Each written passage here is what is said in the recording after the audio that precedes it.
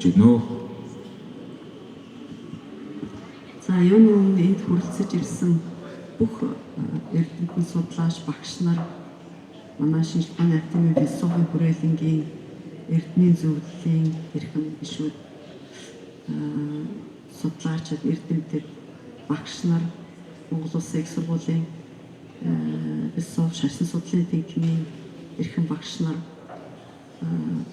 та бүхэн бүгдээр энд хүрэлцэж ирсэн чин сэтгэлийн халахлаа илэрхийлье. За тэгээд энэ ном бичих юу бол яг Чойрын таван батар ном бичнэ гэж би нэг их тэгж бодож байсангүй, зүгээр бэлэг баримт гэсэн энэ судалгаа руу академич Лусан Цэрэн багш маань намайг хөтөлж оруулсан. Тэгээд энэ судалгаагаа хийж эхлээд кандидат докторийн зэрэг бэлэг баримтын хүн ухааны үзэл гэсэн сэдвээр 95 онд хамгаалаад дараа нь тэр чиглэлээр Монгол Улсын их сургууль багшилсан бэлэг баримт. За тэгээд цаашлаад зөвхөн бэлэг баримт биш алдармын чиглэлийн лекцүүд хичээлүүдийг орж ирсэн. Тэгээд тэр явцад ер нь бэлэг баримтыг судалж явах явцад яалтчгүй одоо алдармын судалгаад давхар хийхгүй бол болохгүй юм байна. Зүгээр одоо бусдын руу орохгүйгээр ганцхан бэлэг баримт гэж болдгүй юм байна. Алдармаа, логик, төв үзэл, тогтсон тааллын ёс руу харахгүйгээр төлөө одоо шагаахгүйгээр бэлэг баримтыг бас ярьж болдгүй юм байна гэдэг тэр ойлголт бол анханасаа төржсэн л та. Тэгээд алдармын хичээлүүд заагаад ингээд явж байхад сүүлд нь хүрээлэндээ буцаж ирээд судалгаа хийхэд манай хүрээлэнгийн захирал бас надад их төлхөр өгчээсэн. Та одоо тэр судалгаануудаа ингээд нэгтгэхэд шинжлэх ухааны докторийн ажил хийгээч гэж. Тэгээд алдармаа бэлэг баримтын их сурвалжийн харьцуулсан шинжилгээгээд шинжлэх ухааны докторийн ажлаар Шандан багш Ирүүш багшийнхаа удирдлагаар ингээд хамгаалсан.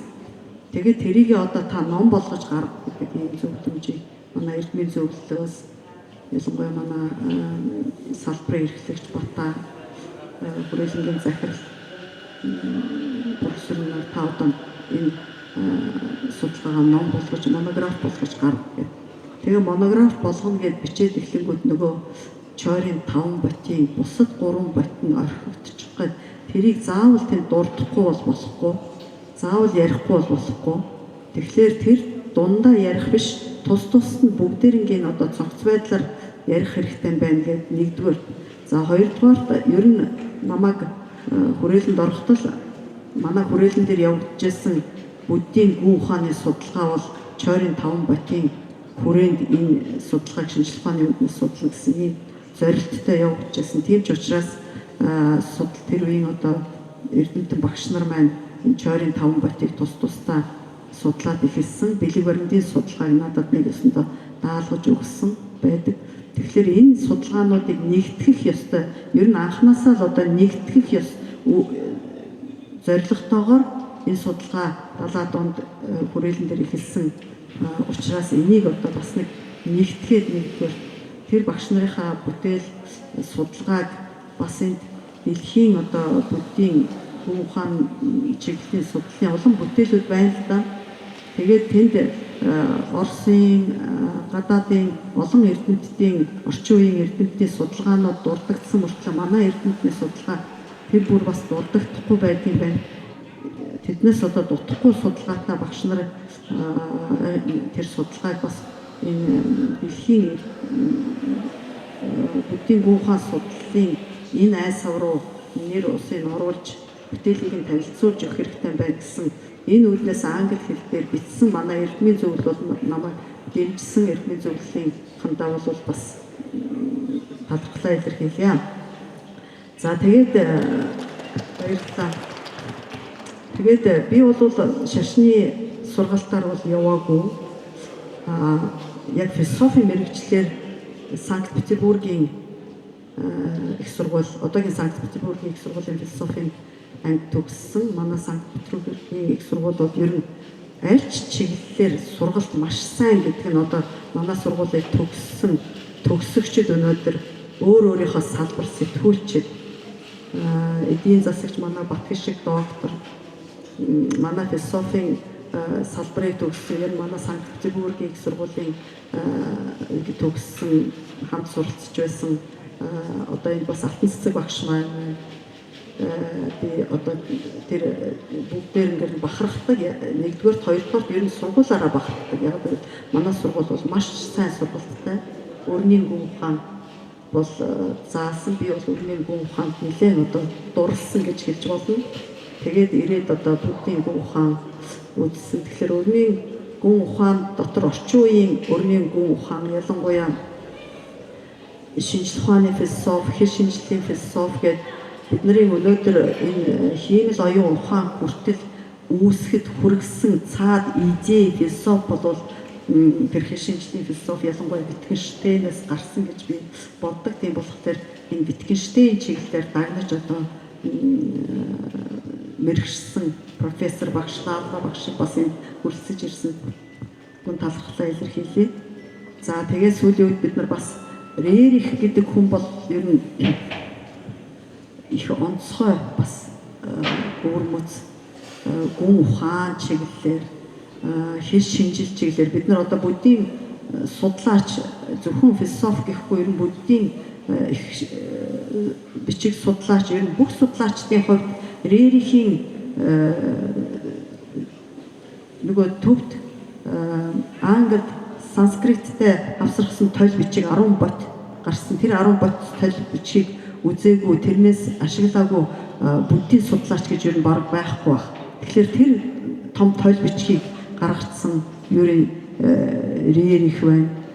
Эцэг Рерих эхнэр нь одоо Елена Рерих гэдэг буддийн энэ гүн ухааны бүр гайхалтай юм базаж бичсэн байдаг. Тэгэхээр зэрэг энэ чиглэлээр бас сүүлийн үед бид нар хамтарч ажиллаж байгаа да. Бирактен чимээ охин Рерихийн гэр бүл музейн захирал Янжма доктортой бас хүрэлцэж ирсэн гүн талархлаа илэрхийлье. За тэгээд харьцуулж үзвэл ямар байдгийг гэхээр би бол яг харьцуулж тэнд суралцаж үзээгүй энэ өрнийн гүн ухаан чиглэлээр боловсроо сүйдээ багшийнхаа хөтлснөөр ингээд буддийн гүн ухаан судлал руу орсон. Гэхдээ ер нь ямар байдгийг бол гэд ингээд бас сургалтын тогтолцоо энтрийг үзэхэд сая меморсрын ламтан бас хэлж байна. Ингээд цээжилдэг үнэхээр одоо цээжлэх нөгөө их сурвалжуудаа цээжилсэн одоо бэлэг баримт гэдэгэд ондогчин бол цээжилсэн байдаг. Тэгээд цээжилсэн үндсэн дээрээ нөгөө тайлбаруудаа хин яаж тайлбарсан гэдэг тэр хэлэлцүүлэгтээ явдаг. Гэтэл шинжлэх ухааны судалгаа болохоор ер нь философийн ямар ч өрнийч бай, дорнийч бай, ямар ч философийн судалгаа хийхэд хамгийн гол юм бол тухайн философийн систем, тухайн философийн онол ямар ойлголт категориудыг ашиглаж байгаа юм бэ гэдэг. Тэгэхээр бэлэг баримтын ойлголт категориуд гэдэг ингээд жагсаангууд нөгөөдөг чинь амьдралын бүх ойлголтууд бас яригдаад тэрийг тайлбарлах нь хоёр өөр өнцгөөс амьдралын тайлбар нэг өөр, бэлэг баримтын тайлбар нөгөө дүрс сэрхүү, хурм мэдхүү, хурм үлдэхүү, тэ мэдхүүгээ 5 цогцоо ч юм уу бүр цаашлаа задлаад 110 хүртэл номын нэрлж байгаа мөртлөө бэлэг баримтын судрууд нөгөө авдрамад тэрийг тодорхойлсон бэлэг баримтад тэдгэрийг хэлж байгаа тайлбарлаж байгаа тайлбар хоёр ялгаатай болж ирж байгаа шүү дээ. Нэг нь бол концептуал талаас нөгөөх нь өстой нөгөө трансцендентал талаас аваад үзчихсэн байна гэж би одоо өрний философи үзсэн хүнийхээ тэгж хараад тайлбарч гсэн удаа тэгж хийж явж байгаа. Тэгэхээр зэрэг тэр хүн төрлөختний өрний бай, дорнийч бай альч юунд байдаг хүний оюун ухаан бидний мэддэг, бид нар яаж сэтгэхэд байгаа юм, ямиг яаж ойлгоод байгаа юм. Энэс өөр байдлаар сэтгэх боломж байдаг юм уу, үгүй юм уу гэдэг асуудал дээр нөгөө трансценденталь бидний чанарт хязгаарт хүрсэн оюун ухааны тухай ойлголт энэ буддийн ухаан маш нарийн бүр одоо тэрлүү хүрэх үе шатууд нөгөө ламрин гэдэг маань үний хэрэгтээрээ тэр трансценденталь оюун ухаан бид нар өөрийнхөө энэ оюун ухаанаас чанарын өөр төвшний бид нар бурхан гэж ярьдаг үний хэрэг дээр бурхан бол бидний оюун ухаан байдаг. Гэхдээ бид нар тэрийг бий болгохын тулд тэр оюун ухаанаа шин төвшөндөө дасгаж айж мажмаар дасгаж оруулах.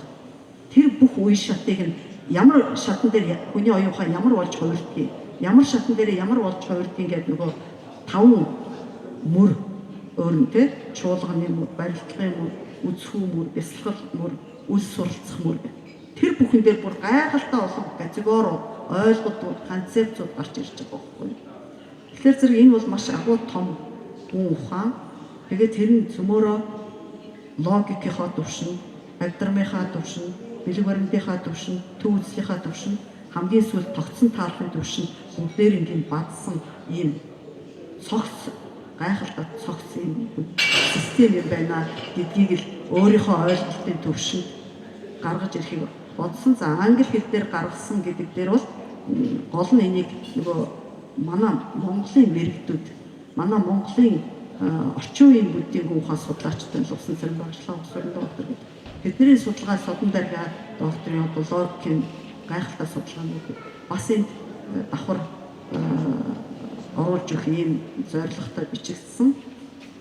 Тэгэхээр тэр арга зүй, шинжлэх ухааны тэр арга зүйг одоо шашны сургалтанд нэвтрүүлж болдгийн болов уу, яадгийн бол гэдэг дээр ёстой манай шашны сургалт эрхэлж байгаа залуучуудын эрдэмтэн ламнартай бас туршиж үзүүл яа тийм турших нь ч одоо хайшиг тийм зөвөр ер нь бол бас нэвтрүүлэх боломж байгаа болов гэдэг талаас ярилцаж болох юмаа гэж бодож байна. Цаг хэрэглээ уучлаарай. За баярлалаа.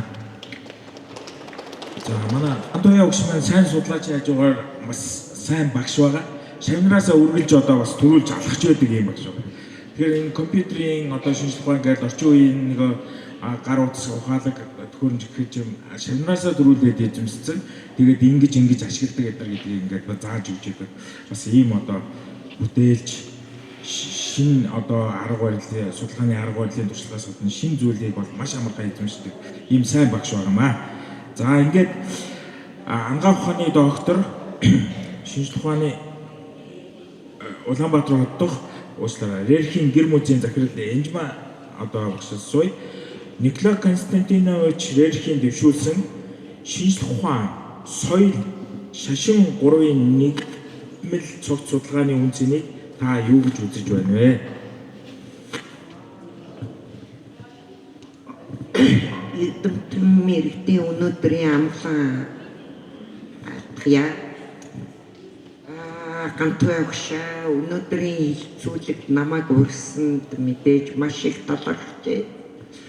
Хоёрт та бидний сүүлийн 10 жилийн ажил энэ Николай Рерих, түүний хүү Юрий Рерих, түүний эхнэр Елена Рерих гэж энэ агуу гэр бүлийн ажил бүтээлд бид нар хамтарч ажиллаж байгаадаа маш их талархаж байна. Тэгээд би өнөөдөр энэ хэлэлцүүлэгт мэдээж би философч хүн биш. Тэгтээ Рерхийн талаар жоохон сүүлийн 10 жил Антуя багштай бид нар олон улсын түвшинд маш олон улсын хурал дугуй ширээний ярилцлага үзэсгэлэн зүгээр жишээлээд хэлэхэд 24 онд Николай Рерхийн 150 жилийн хүрээнд философийн хүрээлэн Антуя багш профессорын захирал бид нар Оросын Эрмитаж Санкт-Петербургийн Рерхийн музей Москвагийн Дорн дахны музей шинжлэх ухааны академийн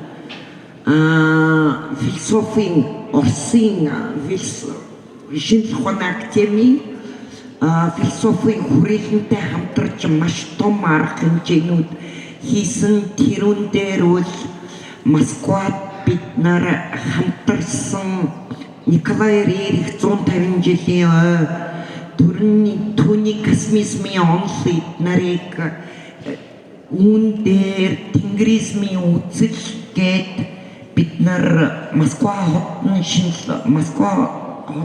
философийн хүрээлэн дээр маш том соёлын форум зохион байгуулсан. Дээр нь маш одоо сүүлийн арга хэмжээнээс энэ жил Николай Рерихийн Инх тавны гэрийн 90 жилийн ойд бид нар Оросын хууль законодатель хууль тогтоох байгууллага Санкт-Петербургийн Рерихийн музей философийн хүрээлэн энэ Москвагийн Монголын тэгээд Эрмитаж энэ Оросын том байгууллагуудтай бид нар маш том олон улсын хурлууд зохион байгуулалт үүний хүрээнд үзэгдлэн гаргаж маш сайхан илтгэлүүд Антуяа багш профессорын захирал ер нь Монгол талаас оролцож байгаа бүх хүмүүсүүд их сонирхолтой илтгэлүүд тавьж.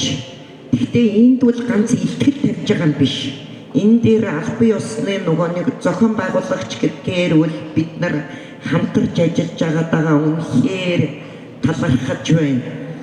За Николай Рерих, Афу Рерих гэж ер нь хүн төрөлхтөнд ийм агуу эрдэмтэн соёлыг түгээгч, археологч, хуульч. За хуульч гэх юм бол Инх тавны гэрээ Пакт Рерих 1935 онд соёлыг хамгаалахаар тийм том гэрээ хийсэн. Мэдээж хүн болгон зураач гэдгээр мэдж байгаа.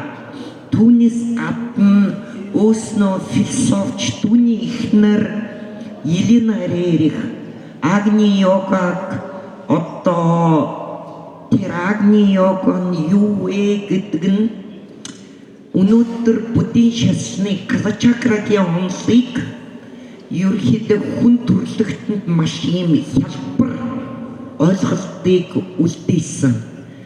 Аав Рерих нь маш олон шинжлэх ухаан, соёл, шашин маш шинэ ойлголтуудыг оруулсан.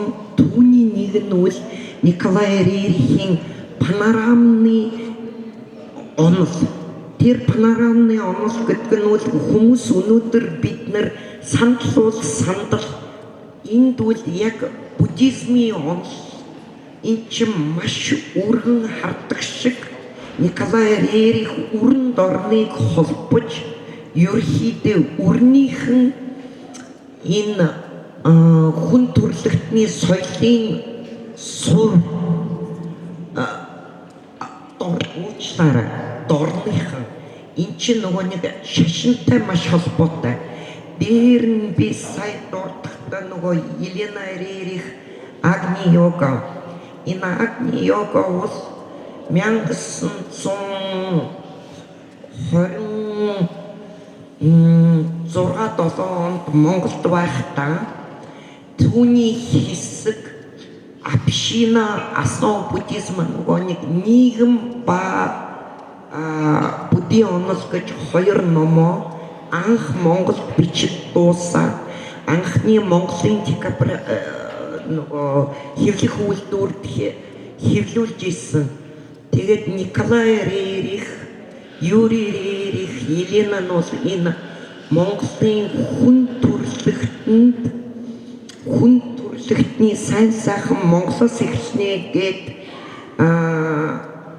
одоо Занбазарын дүрслэх хурлын Занбазарын музейд Шамлын хаан Эрдэнэ давг Владыка Шамбалы гээд энэ агуу зурга ерөнхий сайд цэрэнд орчгоод бэлгэлэхдээ хүн төрөлхтний сайн сайхан Монголоос тэгээд энэ хоёр бол хоёулаа зөвхөн Монгол судалт биш.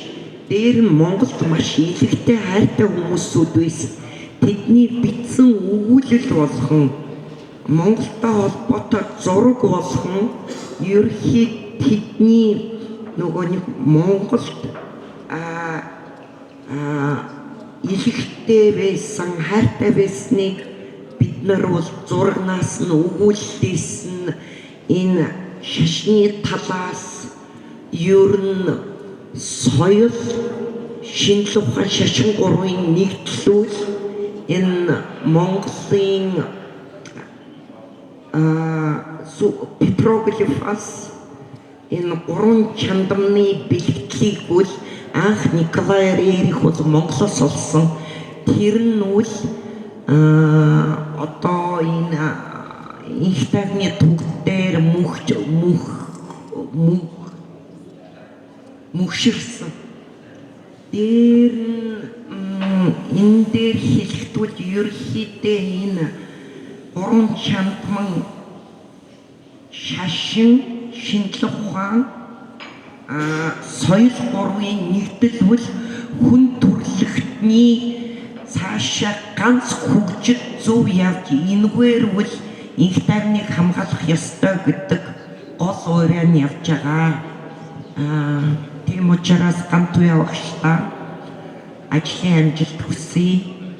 Хамтарч ажиллаж байгаагаа би маш их баярлж байна. Тэгээд дараагийн бидний ажил шүү сайхан явна гэдэгт би итгэлтэй байна. Таны номын ажил амжилт хүсье. За Энжба загралдаа баярлалаа. Одоо дараагийн Николай Рерих бол бас бүдийн судлаач гэж хэлж болно. Санскрит төвд орос хэл дээр бол яг Гантуяа багшийн одоо энэ дээр өрсөн нэр томьёоны талтай адилхан ийм тойл бичсэн байдгийг бүдийн судлаач бүгд мэдж байгаа. Тэгээ Рерихийн бүдийн судлалын одоо энэ судалгааг бас манай эрдэмтэнтэй хамтарч судалж энэ Рерихийн өв соёлыг Монголд одоо бас дэлгэрүүлж дэлхийн бусад Рерихийн музейнуудтай хамтарч ажиллаж байгаа танд амжилт хүсье. За ингээд Себастьян Лала багшигаа урьж байна. Тэгээд Себастьян Лала багшаас нэг асуулт асууя. From perspective of modern Western philosophy of science and philosophy of language, how do you view the Buddhist philosophy? Would you share your thoughts, opinion? Yeah. With Thank us, you very much. please. Thank you very much for inviting me also to say some words here, especially since most of the audience would have been more knowledgeable than me to say something. But I really appreciate that. Let me just start with 3 short remarks on the book, on which I think it's a very happy day today. First, what makes me happy is, of course, the book is published in English. For a person like me with no knowledge of Sanskrit, of Tibetan, little command of Mongolian only, that's a very important feature, because we all know that there is excellent research in Mongolia, but usually it is hidden behind the language barrier. Outside of Mongolia, it's not taken into consideration very much because most people can't read publications. Now, this is different. I'm really grateful to see that this book also will have an impact on foreign scholars. За урьж оролцуулсан үг хэлэх боломж олгосон баярлалаа. За тэгээд энэ одоо ном бүтээл маань нөгөө англи хэлээр гарсан нь бол их онцлогтой болсон байна. Ихэнхдээ бол буддын ном зохиолууд монгол хэл дээр бичигддэг учраас олон хүн уншиж чаддгүй. Тэгээд англи хэл дээр бас мэргэжлийн нэр томьёог оролцуулж бичсэн нэг өөрчлөлт болсон байна гэж. Гол агуулгыг ярьж байгаа шүү, өгчлөө орчуулсан шүү. Second reason why I'm happy is because, and that brings me already to the question that Denver asked. The second reason is because that book is a door opener to a universe that most, I would say 95% of Western scholars have no idea of its existence. Because when it comes to Buddhist philosophy, I only had the book for 2 days now. I've been reading a little bit, haven't been able to read it fully. But in these 2 days, I learned more about Buddhist philosophy than I did in 15 years while studying in Germany. So this is really something that we have no idea of. And most Western philosophy has neglected the existence of Buddhist philosophy, of Asian philosophy, to a very sad extent. And I think this time to rediscover the rich heritage, and this book will contribute to that. Тэгэхээр энэ номыг бол би сая өчигдөр уржигдраа авлаа л да. Тэгээд яг бүрэн уншаагүй ч гэсэн ерөнхийдөө ингээд харахад бол одоо дорн дахны философи гэж нэг ийм юм байдаг юм аа гэдгийг одоо дорн дахинд бас ийм гүнзгий философи байдаг юм аа гэдгийг харуулж чадсан. Ер нь дорн дахны одоо ийм философи гээл ингээд өрний философчд бол яриад яваад идэг боловч тэр болгон ийм одоо буддийн ялангуяа дорны энэ философийн гүнзгий асуудлуудыг бол тэр болгон сайн мэддэггүй. Тэгэхээр тэрийг одоо ингэж гаргаж ир тавьсан нь бол гэдэг одоо өрмөц шин одоо өрнийхний хувьд бол тийм ээ. Их одоо юу гэдгийг сонин нээлт болсон тийм одоо ном гэж харж байна.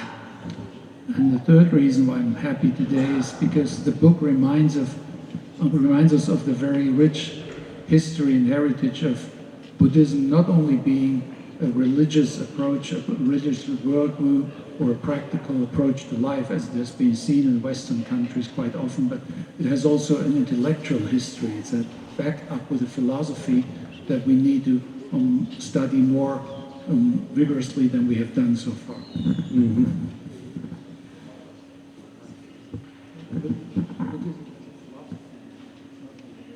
Тэгэхээр ер нь одоо гол эндээс одоо олж авсан гол бас нэг одоо санаа нь юу гэхээр бид нар одоо буддизмын одоо соёл түүх одоо урт их баян түүхтэй гэж хардаг боловч бас нэлээд гүн гүнзгий философитой юм а гэдгийг нь бол эндээс одоо олж харж хэлж болохоор байгаа. But now back to the question of philosophy of language and philosophy of science versus towards the Buddhist philosophy. I think as far as I have been able to read, Buddhist philosophy is a challenge to the modern Western philosophy of science and language in three aspects. First is it questions the metaphysical security that we believed to have for too long. It's showing us that all these concepts like substance, individual, existence, they're not as clear as we thought to be. So everything that we build up philosophy needs to be rediscussed. Тэгэхээр энэ одоо буддийн философи миний олж харсан зүйл юу вэ гэхээр энэ буддийн философи бол одоо гурван янзын одоо зүйлээр одоо өрн дахны философиг одоо нэгэн философийн одоо үл үндсийг бол одоо юу гэдгийг чаленжтэй сориход хүргэдэг нэгэн одоо асуудал хүргэдэг. Бид нар өрн дахинд ингээд итгэцэн энэ бол үнэн зөв гэсэн суур зарчмуудыг одоо эргэж харахад хүргэдэг гэж. Эхнийх нь бол ялангуяа бид нар өрн дахинд одоо ингээд суур болцсон одоо үндсэн ойлголтууд үү те бие хүн, хувь хүн гэдэг ч юм уу те нэр томьёонууд тэдрийг бол ингээд одоо тогтсон ойлголт гэж боддог. Тэрийг бол эргэж харахад хүргэж байгаа. The second point is the complexity of epistemology and logic, which questions basically everything that we in a Western straightforward dualist logic think is true or false. But here we can see that it's not the case, and we should be more devoted to the complexity rather than the simplicity of answers. Тэгэхээр хоёр дахь чаленж одоо сорилт нь болохоор эхнийх нь бол ер нь илүү жоохон онцлог төвшний одоо сорилт гэсэн. Суур одоо оршихгүй юм болон суур одоо ойлголтуудыг одоо чаленж хийсэн бол хоёрт нь бол танин мэдхүү үүднээс бид нар юмыг одоо танин мэдхтэй илүү хялбарчилж энгийн талаас нь авч үзэх гэж оролддог бол буддизмд болохоор илүү нөгөө хүнд нарийн талаас нь авч үздэг байдал байгаа юм аа гэж. And last but not least, I think for the ethical perspective that we see with a very rich development in Buddhist philosophy, there's also a challenge to our modern concepts of true, of right, of wrong, of false, and the ethical plurality that we need to learn more and more should be not towards solutions only, but to get a better understanding of the problems behind. And this is something where I think Buddhist philosophy can teach a lot. It's more problem oriented. Тэгэхээр 3 дахь нэг одоо талаас нь нэгэн чаленж сорил хүргэж байгаа зүйл нь юу гэхээр ёс зүйн талаасаа. Өөрөөр хэлбэл ёс зүйн одоо өргөн дахинд бол ёс зүйн асуудал гаргаж ирж тавих талаас нь авч үздэг бол буддийн философит бол илүү асуудлыг яаж шийдвэрлэх вэ гэдэг талаас нь авч үздэгээрээ өөрөө гадаа гэж. So in this regard, I'm very happy, very grateful for Gantoya to have that book written, and I hope it will be sold out soon. За ингээд Gantoya багштай баярлалаа. Урьж оролцуулсанд бас их талархлаа гэж.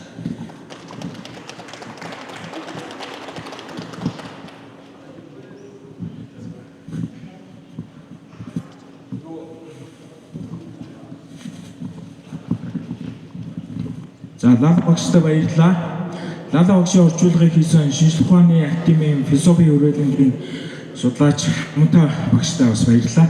Амунта багш бол одоо шашин судлал, буддийн судлалын талаар бол сонирхол судалдаг англи, араб, турк одоо хэлтэй ийм сайхан судлаач байгаа. За баярлалаа.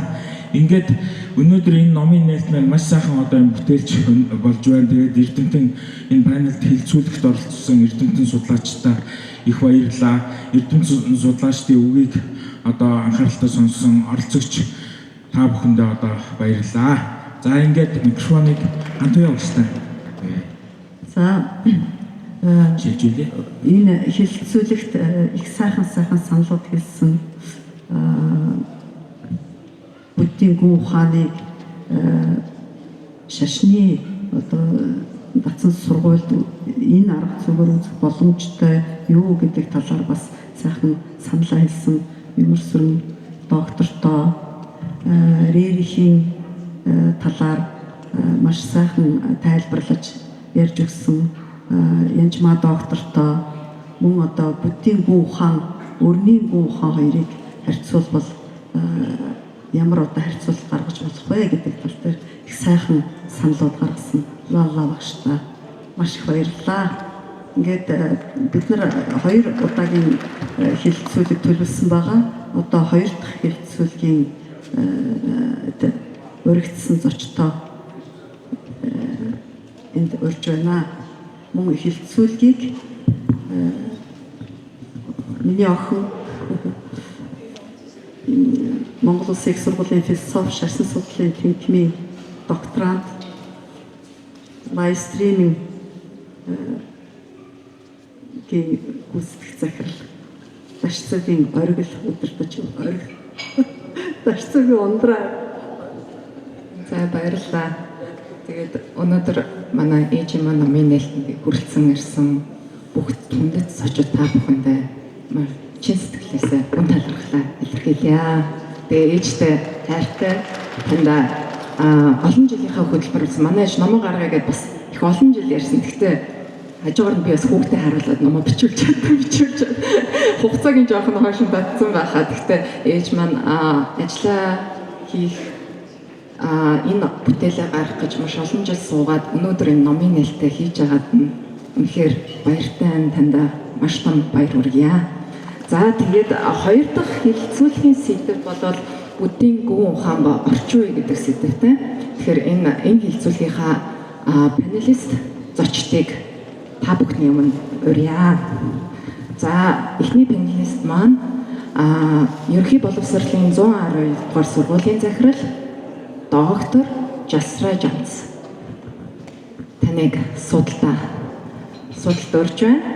За манай дараагийн панелист зүүн хүрээд Ашруулын хийдийн тамгын лам Алтанхүү ламтан таныг панелистийн судалт урьж байна.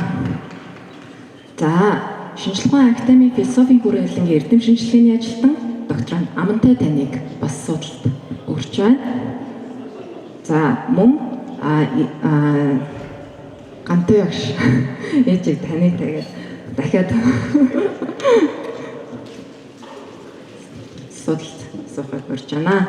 За би энэ хэлэлцүүлгийн сэдэв маань та бүхэнд хэлсэн буддийн гүн ухаан ба орчин үе. Ягаад тэгэхээр өнөөдөр бол техник технологийн хөгжил маш хурдтай хөгжиж байна.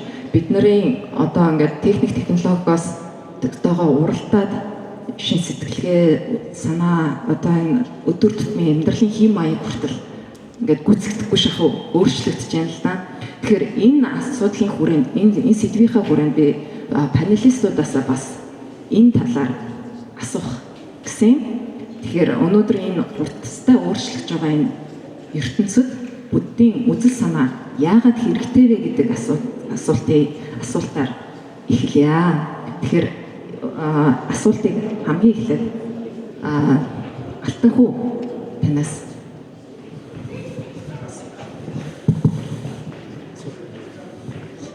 өнөөдрийн энэ хурцтай хөгжиж техник технологийн эрен үед буддийн гүн ухаан, буддийн үзэл санаа ер нь яагаад хэрэгтэй вэ? За баярлалаа. Тэгээ юуны өмнө хамгийн түрүүн Гантай ягштай нэг сайхан ном гаргасанд бол гүн талархлаа илэрлээ. Энэ ном мэдээж бүхэл олон талуудад бол хэрэг төвц ийм бүтээл болж чадсан. Тэгээ олон хүмүүс энэ тухай дэлгэмгүй хэлсэн учраас ингээд товчхондоо танд баяр хүргье. Тэгээд асуултын хувьд бол мэдээж энэ нийгэм өөрчлөлтөд шинжилгээ ухаан технологи асар их хурдтай хөгжиж байгаа энэ цаг үед бол за хүн төрөлхтөн бидний хувьд бол тодорхой хэмжээний асуудал бол урган гарч байна. За энэ дотор бол хамгийн түрүүнд бол мэдээж одоо бурхны шашны хувьд одоо бурхан шашны үзэл онол философийн хувьд бид нар бол энэ нэг сайн сайхан энэ зүйлийг бий болгож хүн төрөлхтөнд нэг хайрлаж байгаа асралыг ингэж одоо хадгалж авч үзэх ерөнхийн энэ хүмүүсийн одоо хамаг амьтныг нэрэн хайрлах энэ тэр одоо бурхны он зургаад номлодыг бол одоо гол болгож ингэж явах энэ бол одоо заашгүй тулгарч байна.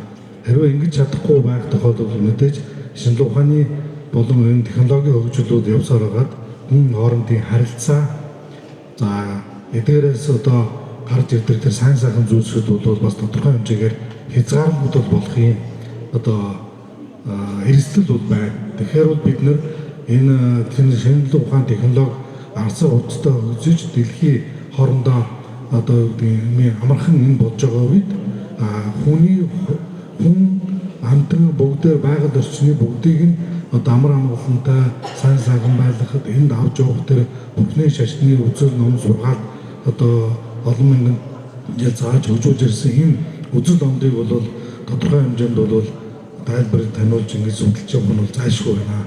Энийн нэг нь бас өнөөдөр энэ Гантай ягшин гаргасан энэ номд бол байна. Тэгээ Украин чорын даван батгсан номыг бол одоо орчин үеийн хүмүүс бүгдээрээ за англи болон бус гадаад дотоод ямар ч хүмүүс үзсэн буддийн шашны үзэл онол философи номлыг бол эндээс бол ерөнхий агуулгыг нь бол авч чадчихжээ. Энэ агуулгыг авч чадах юм бол орчин үед эдгээр шинжилгээ ухаан технологи одоо ямар ч юм хөгжиж исэн гэсэн оюун санааны хувьд бол бид нар тэртээ 2000 жилийн өмнө хайрцаг бүхэн багшийн сургаал номлоос зөрөх одоо өнөөдрийн нийгэм одоо бидний хэрэгжилж байгаа юм хичнээн одоо сайтар хөгжиж исэн ч гэсэн тэр бүхэн багшийн хайрцаг оюун ухааны тэр он үзэл номлоос бол давж гарч тэрэнд бол одоо тэрэн шиг асуудлыг бол шийдвэрлэхэд хэцүү гэж үзэж байгаа.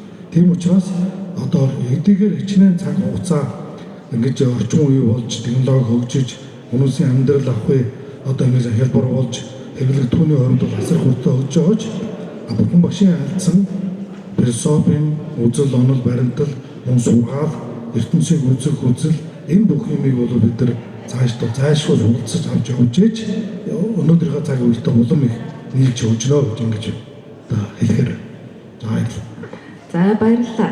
Тэгвэл сая яг Алтанхүү ламтны ярьсны тэр сэдвийн хүрээнд амттай судлаачаас бас асуумаар байна л да. Буддийн шашинд одоо сүсэг бишрэл итгэл үнэмшлийн ойлголтыг та юу гэж хардаг вэ? Бусад шашинтай харьцуулж болох уу? Энэ талаар та өөрийнхөө бас судлаачийн байр суурийг хэлээч.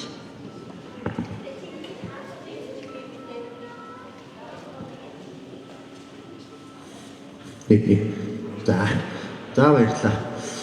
За буддийн одоо философик өрний философитой харьцуулалт бол ерөөсөө баг миний оюутан үеэс л бодож авсан сэдв гэж хэлж байна.